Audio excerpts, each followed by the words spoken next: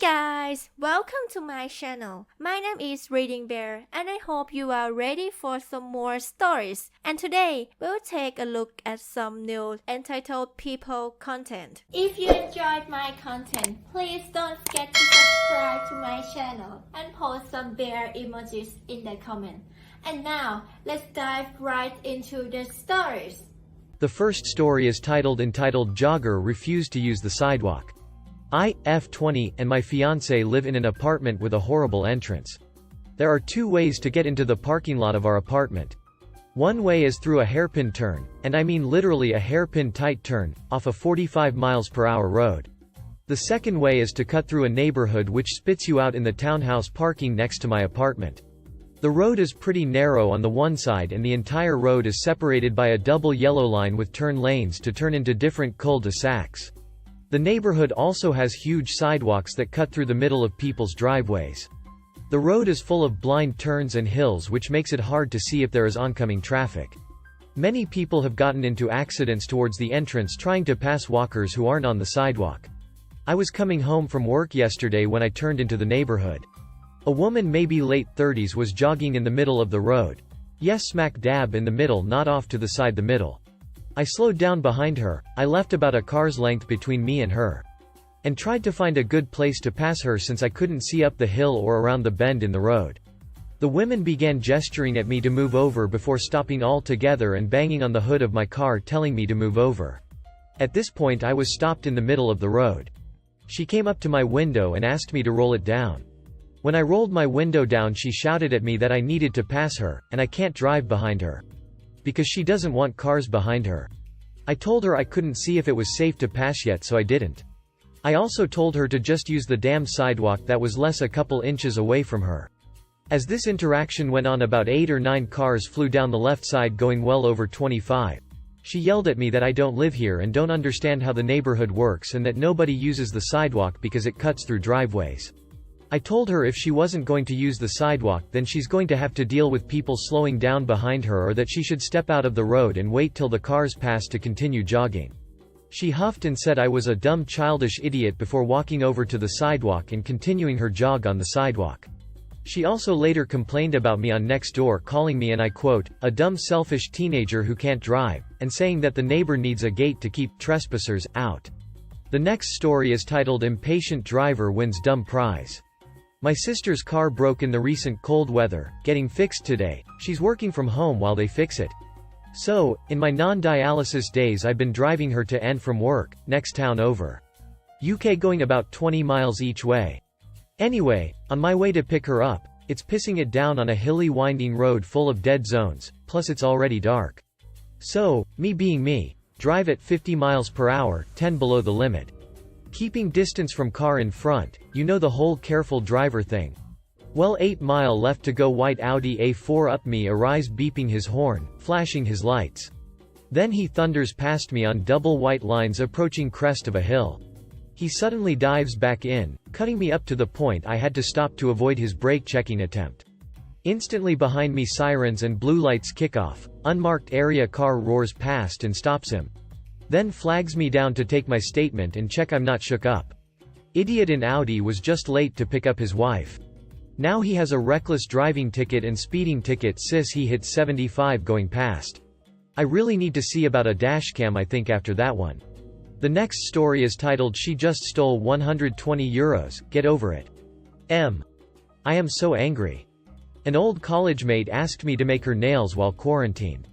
I am not a professional, just work doing nails from home for some extra money in a non-official way. I always told people I didn't have a professional education. I told her no, I won't risk my health and a fine for her nails. When we were able to leave home again, but salons were still closed, I accepted making her nails. She chooses a really difficult style for me, with lots of gems, and long nails. She said I owned her to make the effort to do it, because I refused to help her on quarantine, so she had to wear ugly nails. I should have said no. I told her I would go buy the materials, I didn't have so many gems, like 6 full nails of gems, and that it wouldn't be cheap. She said it's okay, because I am rich.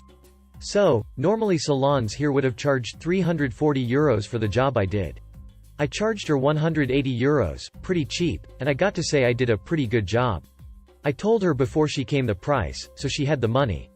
She loved them, but when I told her the price again she started saying they were not so good, that I was not a professional, that we are friends, no? Blah. So, I said okay and just asked €120. She told me she was going to the bank, because she forgot to bring the money. She never came back. I texted and called her many times, but she just blocked me.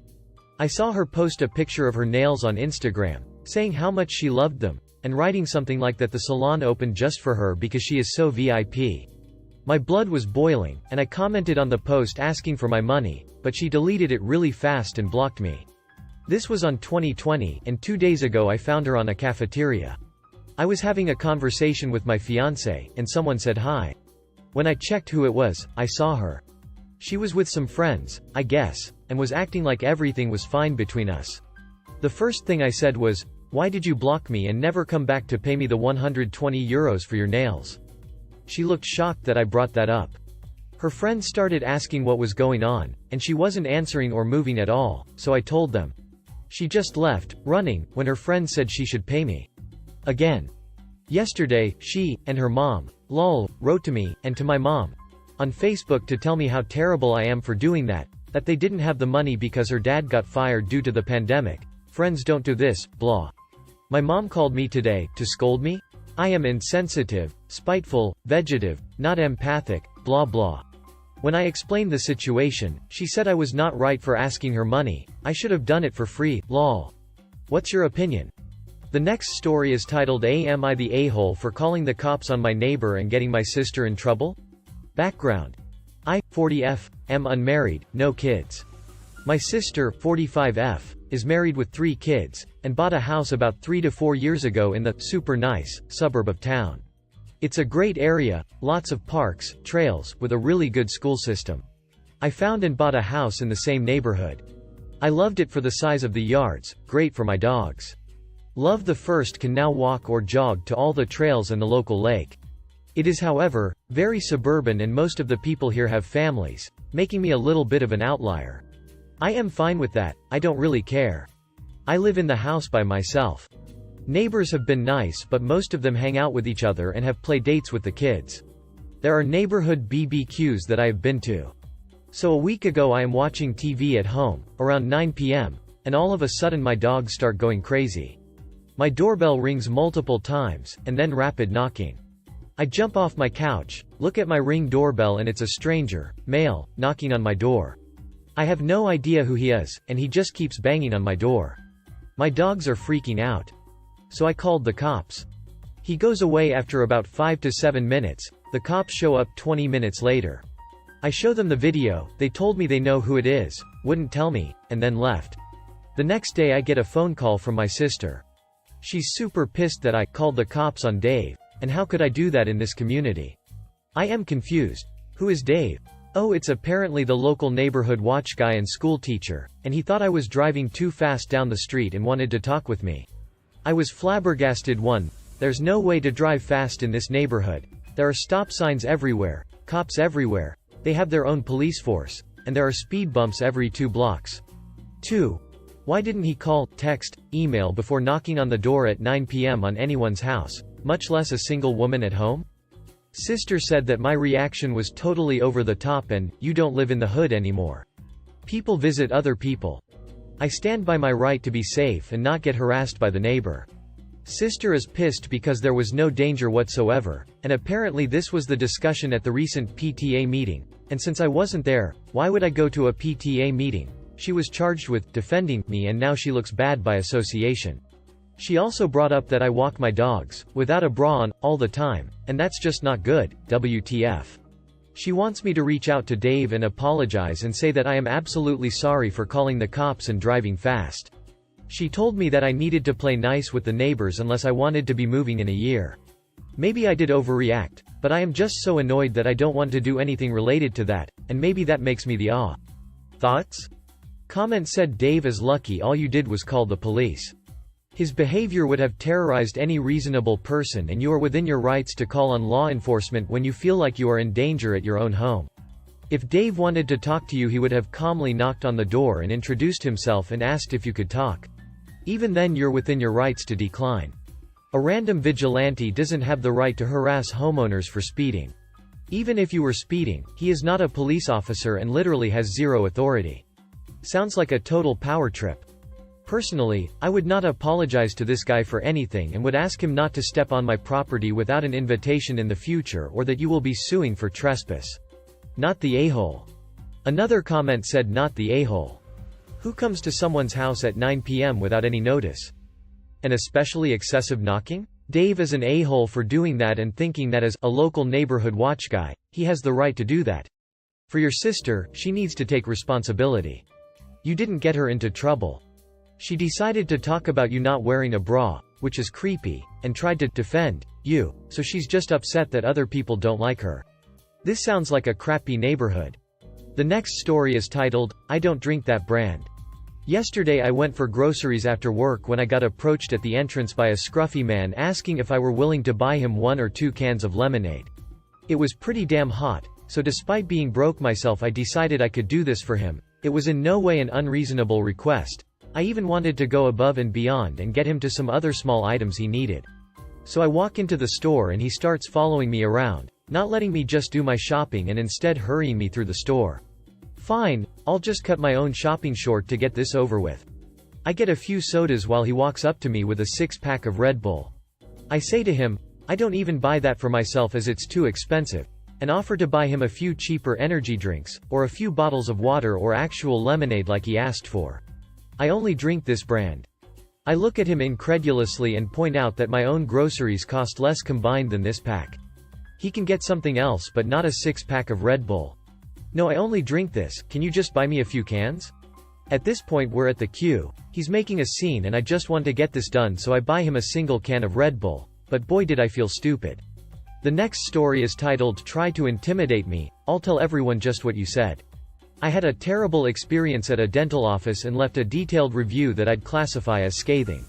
A few minutes later Elle got a notification that the business had responded. The first few paragraphs were a bunch of nonsense, but at the bottom the manager said, we may consider listening to our legal team about their concerns and the need to take legal action as long as the review still exists on Google, obviously trying to intimidate me to delete the post. Who's dumb enough to threaten to sue a customer for leaving a bad review on a public post where everyone can see that's your response to criticism? Not only did I keep the review up, at the top I added an update with the threat in all caps. I attached a screenshot of it, so whenever people click to see images of the business it will pop up. I also went on Yelp, FB, their website, and literally every single place I could leave a review and made sure to include the threat. I know it's nothing major, but they cost me $1,500, so I hope I drive away at least that much business from them. The next story is titled, Pregnant with a Baby Christmas Gnome. I've been married for a year, and my family is really excited about the prospect of me eventually having kids. My mom decided to play a little prank on my nana. My sweet mother has an obsession with stuffed gnome Christmas decorations and other similar creatures. She gives each of them names, and she jokingly includes them as part of the family. At the beginning of this Christmas season, she purchased a family of Christmas gnomes, a mom, dad, and 2 kids. After purchasing them, she called my nana. I'm the oldest grandchild and the only grandchild who is married. So, I will likely be the one to make Nana a great-grandma. My mom told Nana that she has some big news and that she should sit down. My mom told her that she was going to be a grandma, and then she showed her the family of gnomes, aka her grandchildren. My husband and I knew we had to get her back, so we made a plan. I ordered a Christmas gnome as her Christmas present. And I put it in a gift bag with a tag that says, to Grandma. When I gave it to her, I made sure she read the tag before opening the gift. She gave me a look of shock and excitement when she saw what it said. And then I told her to just open the present. As soon as she pulled out the gnome, she knew exactly what I had done and why. The next story is titled, No, boning someone in the military does not qualify you for our military rate. A woman came in for a walk-in and asked for a military rate. I went over the 3 rates we offer to guests who are in the military. Most of our clientele are military or mil contractors, and asked for her military ID. She said she didn't have one because her FWB is the one in the military. I told her that was fine, he would just need to be the one to check in and pay for the room. She then said he won't be staying in the room with her, but that he could text her a picture of his ID. I fought the urge to laugh in her face and told her that not only would she still not qualify, her FWB could get in deep crap for taking a photo of his military ID and sending it to her. What followed was the most childish and embarrassing display of discontent I have ever seen. I've not ever seen an outburst like this from my 9-year-old stepson, let alone a grown-ass woman. Crying, pouting, let me speak to a manager. Hey, that's me. You name it. As an added bonus, she also asked to use her reward points for a free night stay. She was not a member of our rewards program or anything, she just thought those were the magic words. I never thought I'd meet an entitled dependa in training, but here we are. Happy Valentine's Day to everyone except this woman and also the guy who just asked why I work at a hotel instead of going to college, and then was audibly surprised when I told him I have a bachelor's degree and just enjoy the industry. The next story is titled Why Do People Think They Can Check In Whenever They Want? Hello there fellow front deskers and lovely Redditors. I'm definitely not the first one annoyed by this, and I won't be the last one either. But I really need to rant about this, and this subreddit is made for it, so, here we go again. It happens at least a handful of times every weekend. Guests arrive at front desk, wanting to check in, usually 3 to 5 hours before check-in time. Not a problem, I have them fill out their forms while check if the room has already been reported clean, which it hasn't because they are often so early that checkout hasn't even finished yet, and offer them a nice cup of coffee at our restaurant while they wait. They probably got lucky with traffic and therefore arrived early, hardly their fault, right? Actually, we need to be at a wedding at insert time that is still earlier than check-in time, and need our room to get dressed right now, so, thank you but no, we can't wait. Please give us a room immediately. They plan to arrive this early. They have their reservation in hand that clearly states our check-in and check-out times, and they still decided to arrive early. Not just that, but their plans for the whole day depend on this room being ready for them right now. Did I mention that, in this particular case, the woman was actually the bride of said wedding, and had her makeup artist and whoever else is needed to get a bride ready in tow? No call ahead. No request for early check-in, which we usually have to decline, but at least we would have been warned ahead of times. Nothing. They simply expect us to have a room available whenever they feel like it, even though their booking clearly states otherwise. So what is a poor front desker to do? Of course I call housekeeping. Of course they are busy cleaning and don't pick up. Of course I rush upstairs, checking the rooms until I find one that's been done already. Of course I rush back down to front desk, handing Miss Bride to be her keys and sending her entourage upstairs. And as she comes down hours later, all dolled up and perfect for her big day, what's my reward? Well, that room is actually on the wrong side. We were kinda hoping for one with a nice view on the most important day of our lives, but I guess that one will do. If you enjoyed the video, please subscribe to the channel and post some bear emojis in the comments.